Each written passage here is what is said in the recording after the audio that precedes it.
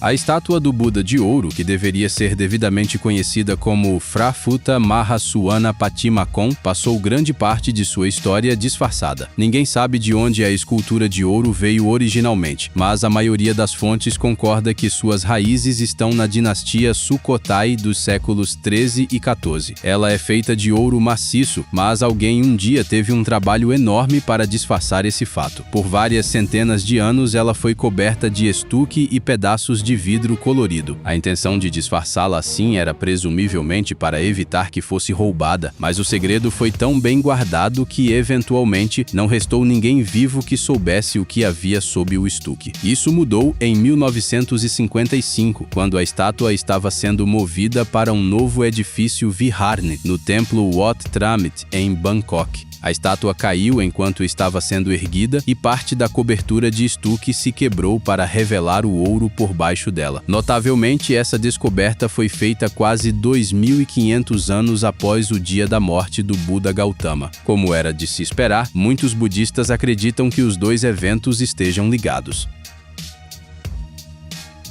O primeiro lugar onde um arqueólogo provavelmente procuraria se estivesse caçando afrescos romanos antigos é Pompeia. A cidade italiana soterrada tem sido um tesouro para arqueólogos por 2 séculos, mas não é o único lugar na Europa continental que revela recompensas romanas inestimáveis. Há também uma antiga vila romana em Arles, na França, que se tornou tão conhecida por suas descobertas de afrescos que alguns especialistas a chamam de Pompeia francesa. Descobertas de afrescos como essas são raras fora da Itália, mas aqui encontramos imagens romanas clássicas, incluindo Baco, Dionísio e músicos tocando harpas. As obras de arte foram despedaçadas quando foram descobertas pela primeira vez em 2015, mas graças ao cuidado e atenção de especialistas, elas foram reconstruídas desde então. Quando você olha para suas cores vibrantes, é difícil acreditar que tem quase 2.000 anos. Arqueólogos não têm certeza de quem era o dono da vila, mas com base na qualidade da obra de arte que possuíam, deve ter sido alguém de grandes posses e poder.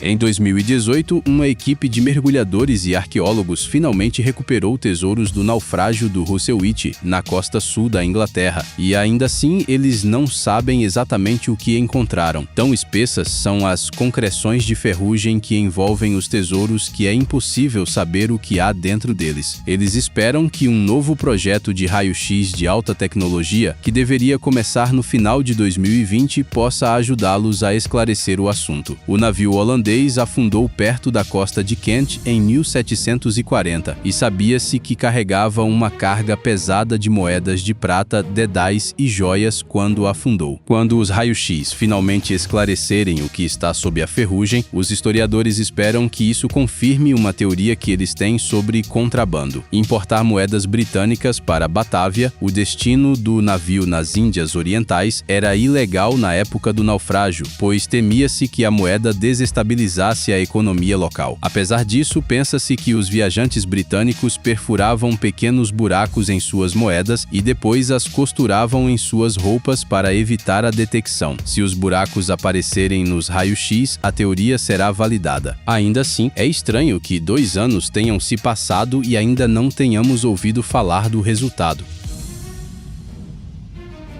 Arqueólogos às vezes encontram artefatos que são tão desafiadores e tão difíceis de explicar que eles os arquivam por anos na esperança de que alguém apareça no futuro e forneça uma explicação. Essa tem sido a história da chamada Adaga de Bush Barrow, descoberta perto de Stonehenge, na Inglaterra, em 1808. A adaga estava revestida de ouro quando foi descoberta, mas o ouro começou a esfarelar no momento em que foi exposto ao ar. Agora, tudo o que resta desse revestimento de ouro são alguns fragmentos preciosos. O que intriga os especialistas sobre este artefato é o nível de complexidade envolvido em seu design e decoração. A adaga tem cerca de 4.000 anos anos, mas já foi incrustada com mais de 100 mil taxas de ouro, cada uma tão pequena que mal pode ser vista a olho nu. As taxas foram fixadas em minúsculos furos usando resina de árvore e organizadas em zigue-zagues com uma densidade impressionante de 1000 taxas para cada 0,6 centímetros quadrados. Quem quer que tenha realizado este trabalho ou tinha mãos minúsculas ou uma visão incrivelmente aguçada. Especialistas até se perguntam se este poderia ter sido o trabalho de uma criança, já que criar esse padrão teria sido quase impossível para qualquer pessoa com mãos de tamanho adulto. O ouro pode ter desbotado, mas o mistério perdura.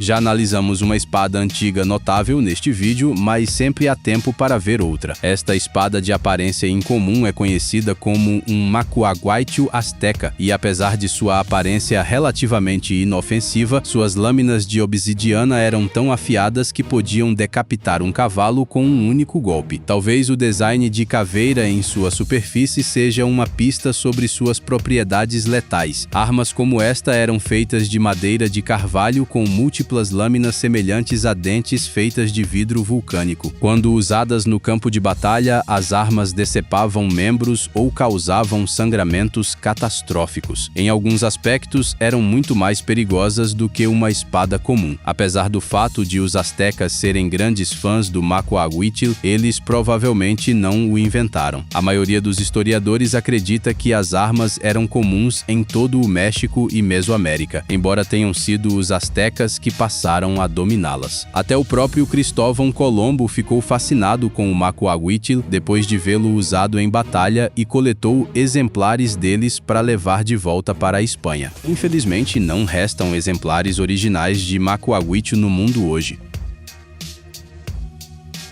Quando o maior tesouro de moedas celtas antigas do mundo foi descoberto em 2012 na ilha britânica de Jersey, é justo dizer que as moedas não estavam em ótimas condições. Quase todas as 68 mil estavam fundidas em um único bloco gigante de metal. A descoberta, feita por arqueólogos amadores com detectores de metais, passou a ser conhecida como o Tesouro de Le Catillon-Tu. Levou quase 3 anos para os especialistas separarem as moedas do aglomerado, mas eles conseguiram no final. Além das moedas, o bloco também continha contas de vidro, torques de ouro e bolsas com decorações em ouro e prata. Especialistas acreditam que todos os artefatos foram enterrados juntos por celtas franceses há cerca de 2070 anos, provavelmente em uma tentativa de escondê-los das forças romanas invasoras. Parece que os romanos nunca encontraram o tesouro, mas os proprietários originais também nunca puderam voltar por ele. O valor coletivo do tesouro é estimado em cerca de 7 milhões de dólares e, por enquanto, permanece em Jersey, mas as autoridades da ilha não descartaram a ideia de vendê-lo ao lance mais alto no futuro. Você já deve ter ouvido falar de Ötzi, o Homem do Gelo. Ele viveu e morreu há cerca de 5.200 anos nos Alpes, mas seu corpo quase perfeitamente preservado foi descoberto em 1991. Estudar Ötzi nos ensinou muito sobre o passado, e ainda assim estamos aprendendo coisas novas sobre ele. No final de 2019, pesquisadores confirmaram que uma corda torcida encontrada na aljava de Ötzi, feita de fibras animais, é uma corda de arco. Como tal, é a peça mais antiga de equipamento de caça da era neolítica já encontrada. Flechas e adagas antigas são encontradas com certa frequência, mas peças de equipamento mais sofisticadas, como arcos e flechas, são muito mais raras. Esta é apenas a terceira corda de arco da era neolítica já encontrada na Europa. Cientistas ainda não conseguiram dizer quais animais contribuíram para o cordão habilmente torcido, mas acham que são todos tendões de perna. A descoberta da corda do arco resolveu parcialmente um dos mistérios mais duradouros de Ötzi, o que o caçador da Idade do Bronze estava fazendo nos Alpes gelados sem um arco funcional. Historiadores há muito se intrigam com o fato de o arco com o qual Ötzi foi encontrado estar inacabado, o que tornaria impossível para ele caçar. A resposta pode ser que ele estava no processo de montar um arco no momento de sua morte, mas nunca teve a chance de terminá-lo.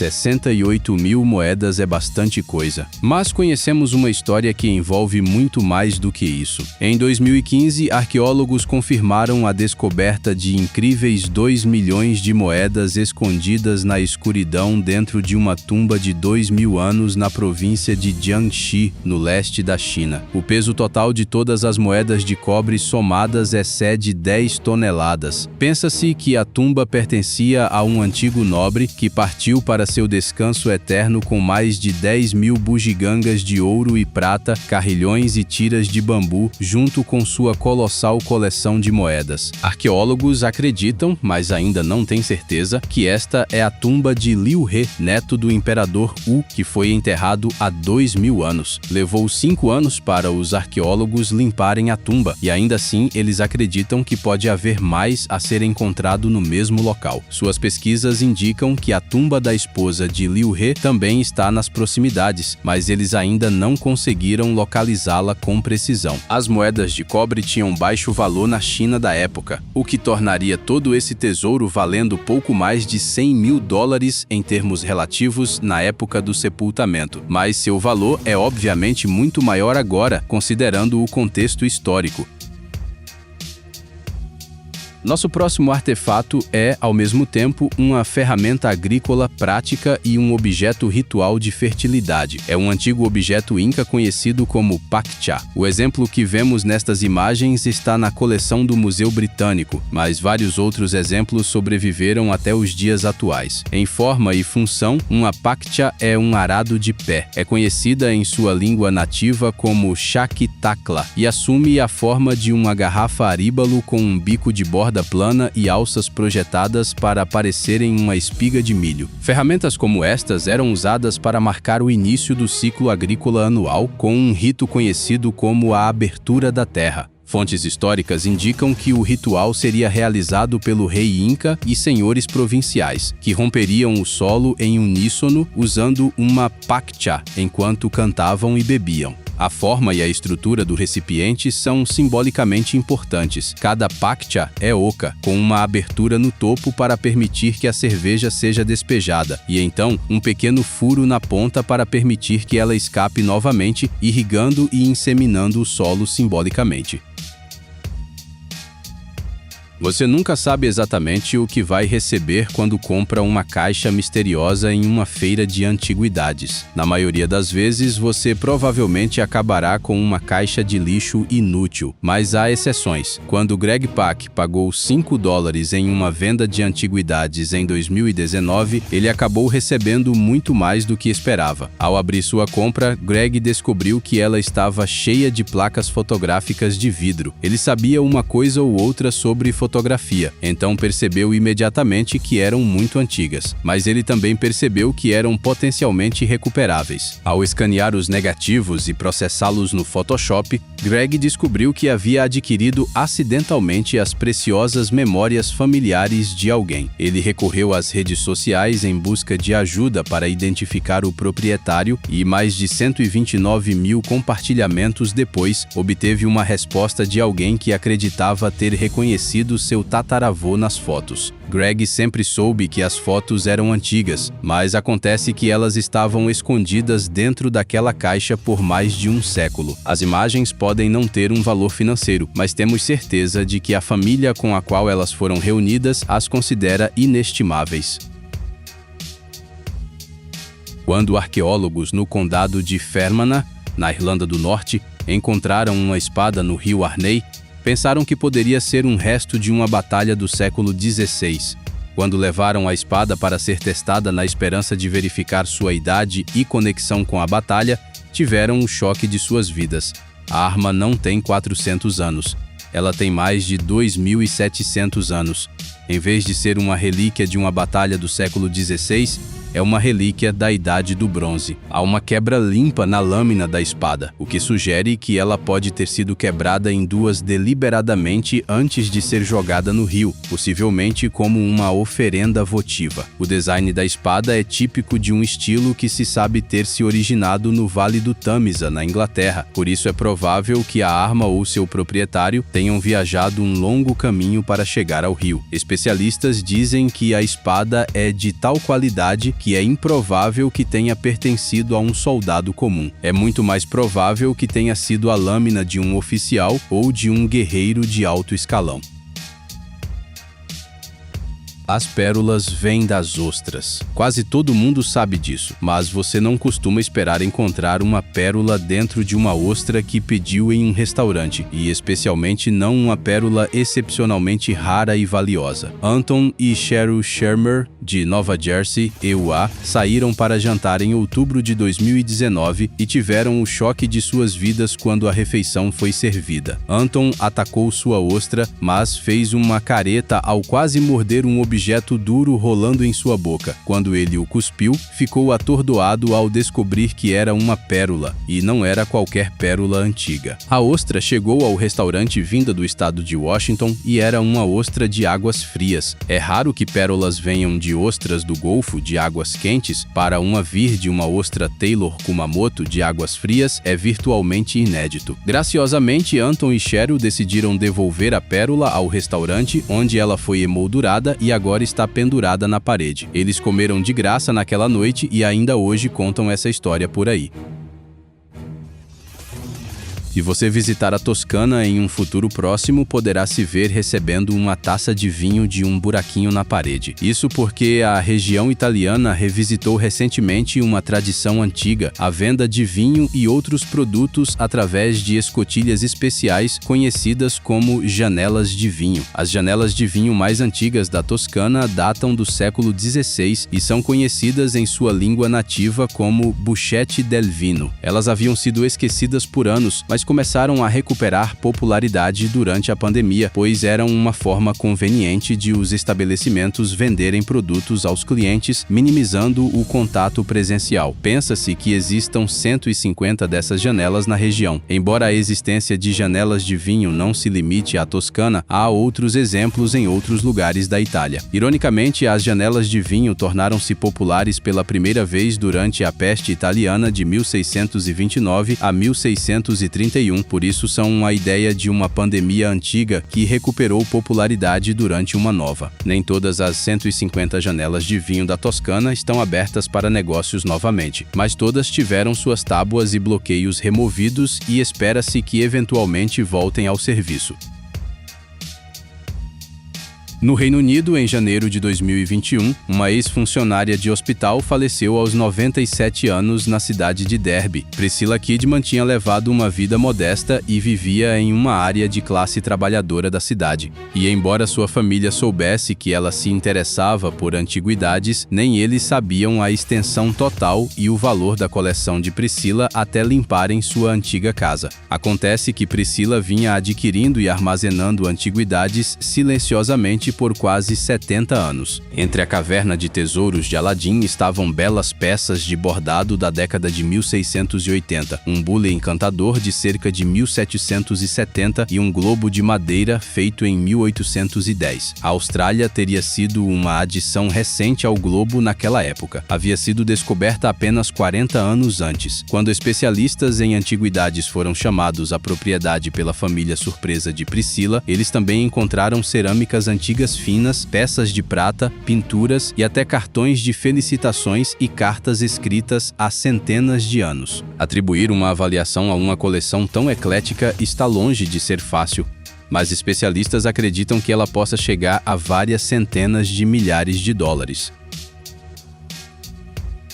Colocar os óculos pode não ser suficiente para ajudá-lo a estudar nossa próxima descoberta. Talvez seja melhor usar uma lupa. É uma Bíblia minúscula e foi encontrada nos arquivos de uma biblioteca em Leeds, na Inglaterra, durante um inventário recente. A Bíblia em miniatura tem 876 páginas e contém o Antigo e o Novo Testamento na íntegra, apesar de ter apenas 5 centímetros de altura e pouco menos de 3,8 centímetros de largura. Para se ter uma ideia de escala, ela tem mais ou menos o tamanho de uma moeda de 25 centavos de dólar. Os arquivistas da biblioteca não têm certeza absoluta de onde a Bíblia veio ou há quanto tempo está escondida em seus arquivos, mas é possível que esteja lá desde que foi escrita em 1911. O fato de a Bíblia ser tão antiga a torna ainda mais especial. Livros minúsculos às vezes são feitos como curiosidades hoje em dia, mas geralmente são feitos por máquinas. Esta mini maravilha foi feita à mão e parece ser uma cópia da famosa Bíblia acorrentada do século XVI. Criar esta pequena Bíblia deve ter sido um trabalho de dedicação para quem a fez. Por isso, é uma pena que a pessoa não tenha achado por bem assinar ou marcar seu trabalho de outra forma. A Corrida do Ouro na Califórnia terminou oficialmente em 1855, mas voltou brevemente à vida para um casal californiano em fevereiro de 2014, bem a tempo do Dia dos Namorados. O casal estava passeando com o cachorro em Santa Ana quando notou algo brilhando à luz do sol sob uma árvore antiga. Eles cavaram um pouco e acabaram desenterrando pouco menos de 1.500 moedas de ouro, todas as quais foram cunhadas entre 1847 e 1894 e não mostram sinais de terem estado em circulação. Por estarem em estado de conservação impecável, negociantes de moedas avaliaram o achado em impressionantes 10 milhões de dólares. Esse valor é muito superior ao valor de face combinado das moedas, que soma cerca de 27 mil dólares, mas algumas delas são tão raras que podem render até 1 milhão de dólares por peça. As moedas estavam cuidadosamente divididas em recipientes de metal quando foram encontradas e, portanto, obviamente tinham sido enterradas sob a árvore deliberadamente, mas ninguém tem ideia de quem as enterrou ou para quê. O casal optou por permanecer anônimo quando a descoberta do tesouro foi a leilão e agora está aproveitando a aposentadoria graças ao seu achado extremamente fortuito. Viver como estudante não é fácil do ponto de vista financeiro. Sua acomodação é frequentemente alugada por um preço baixo e a mobília dentro dessa acomodação, assumindo que você tenha recebido alguma, muitas vezes deixa muito a desejar. Em 2007, uma estudante alemã decidiu que não conseguia mais lidar com o sofá de má qualidade que seu senhorio havia fornecido. Então, foi a um mercado de pulgas em Berlim para substituí-lo. Ela se decidiu por um sofá-cama que lhe custou cerca de 215 dólares, mas só o abriu de fato quando o levou para casa. Quando o fez, ficou surpresa ao encontrar uma pintura escondida dentro do sofá. A pintura não é grande, medindo apenas 25 por 38 centímetros, mas é valiosa. Chama-se Preparação para a Fuga para o Egito e foi pintada em algum momento entre 1605 e 1620 por um aluno do mestre veneziano Carlo Saraceni. É até possível que Saraceni tenha participado do design e da composição da pintura. Como era de se esperar, a estudante decidiu aproveitar sua boa sorte e vendeu sua pintura surpresa por pouco menos de 30 mil dólares. Presumimos que ela tenha usado o dinheiro para comprar um sofá muito melhor, ou talvez até para alugar um apartamento muito melhor. Arqueólogos não têm problemas em viajar se acreditarem que vão descobrir algo valioso quando saírem do avião. Em 2016, uma equipe da Universidade de Gotemburgo, na Suécia, estava trabalhando no sítio de Halesutentet, uma cidade da Idade do Bronze, na ilha de Chipre, quando se deparou com uma tumba que nunca havia sido mexida. É sempre um momento de tensão quando se entra em uma tumba pela primeira vez, devido ao medo de que ela possa ter sido invadida ou saqueada no passado, mas rapidamente ficou óbvio para os suecos que eles eram as primeiras pessoas a pisar ali em cerca de 3.200 anos. Em vez de ser um local de sepultamento para um único indivíduo, parece ser uma tumba familiar, contendo 9 adultos e 8 crianças. O ocupante mais velho da tumba tinha apenas cerca de 40 anos quando faleceu. Evidentemente, nenhum membro da família teve uma vida longa, mas a presença de pedras preciosas, um diadema de ouro, escaravelhos egípcios, brincos, contas e mais de 100 vasos de cerâmica sugere que eles conseguiram adquirir uma riqueza significativa nos poucos anos que tiveram. De todos esses objetos, é uma pintura detalhada do vestido de uma mulher na lateral de um vaso minoico, que despertou mais interesse entre os arqueólogos, pois oferece uma visão rara das modas da época.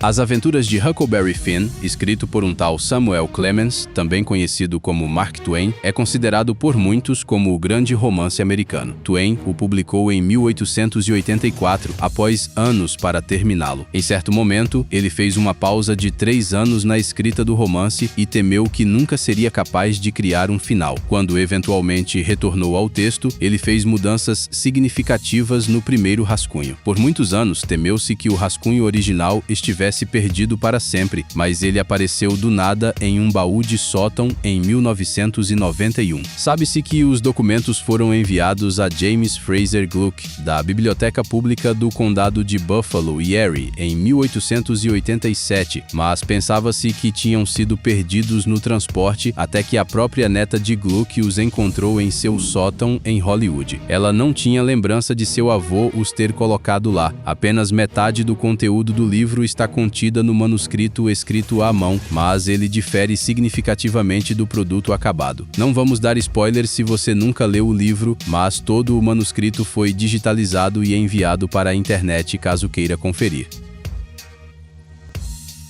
A moda é algo que mudou muito ao longo dos séculos. Houve um tempo em que nenhum membro masculino da aristocracia que se prezasse sonharia em ser visto em público sem seu alfinete de chapéu. Um belo alfinete de chapéu era um sinal de riqueza e poder. Por isso, imaginamos que o rei Eduardo IV da Inglaterra tenha ficado extremamente irritado quando perdeu este em um campo em Lincolnshire, em algum momento meados do século XV. O artefato permaneceu perdido até ser descoberto pela arqueóloga amadora Lisa Grace e seu detector de metais em abril de 2019. O que revela que se trata do próprio alfinete de chapéu do rei é o fato de ele ter sido desenhado como um sol em esplendor, que era o emblema pessoal de Eduardo, e apresentar uma ametista roxa em seu centro. Sabe-se que a ametista roxa era uma favorita do monarca. Você pode até ver a peça em alguns retratos do rei pintados durante sua vida. Pensa-se que o alfinete de chapéu possa ter sido perdido em batalha e só foi encontrado em 2019 porque foi desenterrado quando o agricultor dono da terra arou seu campo.